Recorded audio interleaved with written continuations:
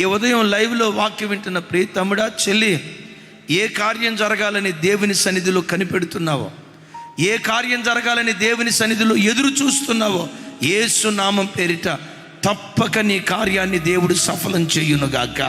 నువ్వు ఎలాంటి సంక్లిష్ట పరిస్థితుల్లో వచ్చినా మనుషుల కొరకు కనిపెట్టుకో. ఎవరో వస్తారు, ఏదో చేస్తారు, మోసపోతారు. నా బంధువులు ఉన్నారు, నా స్నేహితులు ఉన్నారు, మా బలగం ఎంత గొప్పది, మా నాన్న చేస్తాడు, మా అమ్మ చేస్తుంది, మా అక్క చేస్తుంది, మా చెల్లి చేస్తుంది, మా మా బలగం, మా బంధుత్వం ఎంత అని బంధుత్వం మీద ఆధారపడకు. నేను అంటాను, ఆ బంధువులు రాబంధువులు కాకపోతే మేలు. అట్లాగని నేను బంధువులు కించపరచట్లేదు. ఎవరి కొరకు నువ్వు కనిపెట్టినా సిగ్గుపడతావు.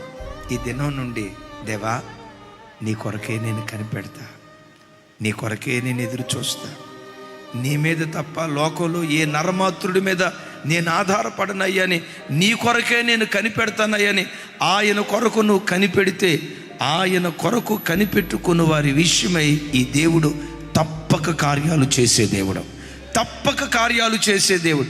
ఎవరైతే ఆయన కొరకు కనిపెడతారో, ఎవరైతే ఆయన కొరకు ఎదురు చూస్తారో, ఆయన కొరకు ఎదురు చూసే ప్రజల జీవితాల్లో తప్పక దేవుడు కార్యం చేయునుగాక.